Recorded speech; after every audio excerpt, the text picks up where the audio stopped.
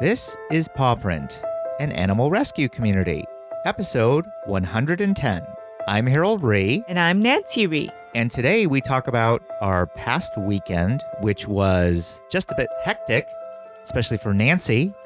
Nancy, you want to start with what you did on Friday? Friday, I did another out-of-state transport, this time to Spokane, Washington. I sent out 16 dogs, a couple of big ones. Usually when we do out-of-state transports, we send out a lot of small dogs, a lot of tan chihuahuas, which is a good thing because California is overpopulated with them. But whenever we can get a big dog out, especially pit bulls, I get overjoyed.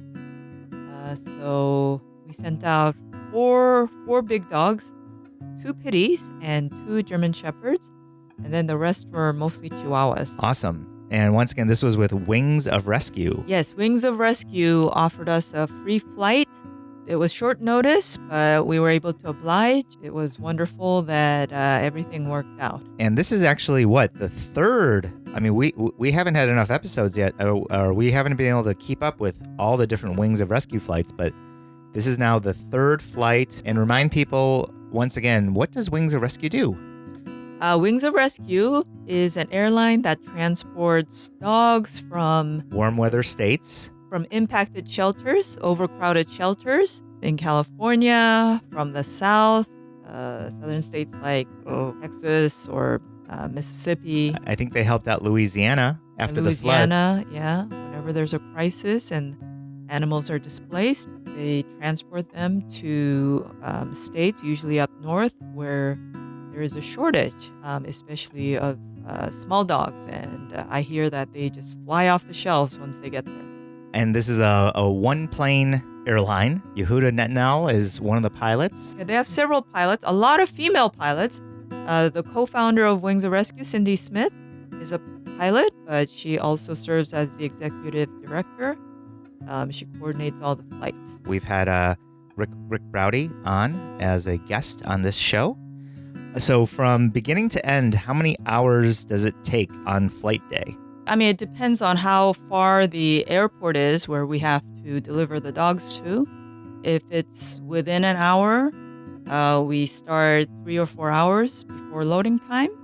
Volunteers gather at the shelter, take the dogs on potty walks with attention to any symptoms that might cause medical concerns, like coughing is a big deal, worms and feces. But, worms can be treated, but coughing could be a sign of kennel cough, so that would disqualify a dog from flying. Yeah, close quarters on an airplane, it would spread pretty fast. So, 3 or 4 hours. So if it's an early morning flight, sometimes the volunteers have to gather at 4, 5, or 6 in the morning. Early wake-up call. So that was just Friday. You want to talk a little bit about Saturday? Harold and I both attended a conference called The Business of Saving Lives. It was hosted by ARF, the Animal Rescue Foundation. Tony LaRussa's ARF put on a first-class event, and it was a full day, so it was a long Saturday. After opening remarks from Executive Director Elena Bicker, we went right into Dr. Regan McGowan gave a great talk called Understanding the Emotional Lives of Dogs. We had a great breakout. I went to the Community Cats presentation from the San Francisco SPCA, Erin Kerley and Audra Farrell. Some other great speakers were Renee Harris. She gave a talk on common aggressive behaviors in both dogs and cats, and her presentation was incredible. It really could have gone on for maybe an extra hour, but we just simply ran out of time. And really the best presentation, in my opinion, your opinion too? Yes, Kate Hurley. Dr. Kate Hurley. She was really the first, as they say, resident in shelter medicine over at the UC Davis Veterinary Medical Program. And she gave a talk simply called From One Sneeze to a Million Lives. Really a lot of different themes, but mainly the one sneeze refers to upper respiratory infection, URI, which in some ways is sort of the equivalent of the cat version of kennel cough, but can really mess things up health-wise. It can spread very quickly, and unfortunately, it can make not only the lives of cats miserable, but life in a shelter miserable. So she really just had a personal story that just really talked about the science behind how you solve for URI, as they call it. Very inspirational towards the end. And in fact, we got her permission, Dr. Kate Hurley. I recorded her talk, and in a future episode, we'll be presenting her talk. So that was a full Saturday, exhausting. And then on top of that, we finished off with Sunday. You want to talk a little bit about Sunday? Sunday, the Contra Costa Animal Services has an annual event called St. Pitty's Day, where they focus on getting as many pit bulls adopted as possible by offering steep discounts on adoption fees. Vendors there selling T-shirts.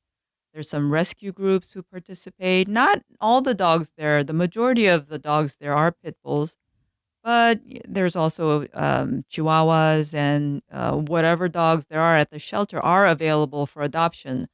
The theme is pit bulls. Yeah. Another way to bring awareness to the plight of the overcrowding at California shelters, probably all across the country, but especially in California, the problem of pit bull overcrowding.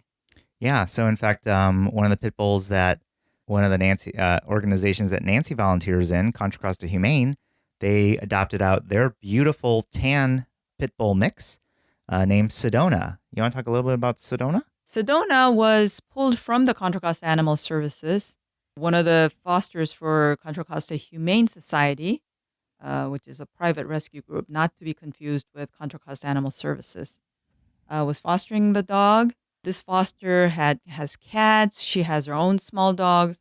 And Sedona just got along great with her small dog, especially. And even at the event, in the run, she was just running around and having a fabulous time running around with small dogs.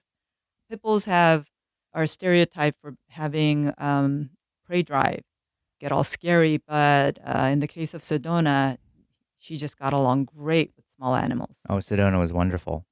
So with that said, the foster at Contra Costa Humane just met up with this male-female couple, and you could just tell that there was kind of like this connection with Sedona right away. They started asking a lot of questions about Sedona, and our foster was super patient, answered all their questions. But at the time, it wasn't quite the right time. It looked like they maybe walked into Contra Costa Animal Services to maybe take a look at some of the other pit bull mixes and the other dogs. Then about maybe 45 minutes later, they came back out and... Well, they went home to get their own dog, Maximus. Bruticus Maximus is their own black pitty mix. And they really, you could tell over time, their heart was really set on trying to see if Sedona and Bruticus Maximus would get along. And they really did. Oh, yeah. I think it was pretty much instant that they got along. They hit it off and they were running around and just having a great time. And that's why we have these events. You know, not every dog will get adopted at one of these events, but if you can help make the the human and dog connection, that can be a wonderful thing. And so it was just a great day, perfect weather, which in March in the San Francisco Bay Area is not always a guarantee. After dinner, which we actually invited a neighbor over for dinner, by about 8 o'clock, I totally crashed. I was exhausted. So how'd you feel about the weekend overall? It was busy. Sometimes it was stressful, but definitely worthwhile. And I just want to give a shout out also to the vegan food truck that was at the St. Pitty's Day event. FilipinoVeganFood.com, I think, but really the name of their food truck is called No Worries. I am not a vegan, even though I'm an animal lover. I try to eat mainly seafood, but I thought the vegan food was great. Whatever it was, we had a dish called afritada, and it tasted like either halibut or tuna or some kind of meaty fish, and there was absolutely no animal meat in there whatsoever, and it tasted fabulous. Yeah, you can look up afritada. It's a Filipino dish. It's basically kind of like sort of like a rice and a tomato sauce with chicken and bell peppers and potatoes. But in this case, it was vegan chicken, which, as Nancy said, was actually pretty tasty. So thank you to No Worries, among all the other different businesses that supported the event. Thanks for listening to our show. Hopefully, we won't have too many crazy weekends like Nancy's trying to recover from. Stay tuned for our next episode with Jane Sobel-Klansky, photographer and author of the book Unconditional. Thanks for listening. Go to our show notes at thisispawprint.com/110. That's the number 110 to look up more notes on what Nancy and I just discussed. Have a great day and see you next time on Paw Print. Paw Print is a production of EVER Education. You can't handle the truth.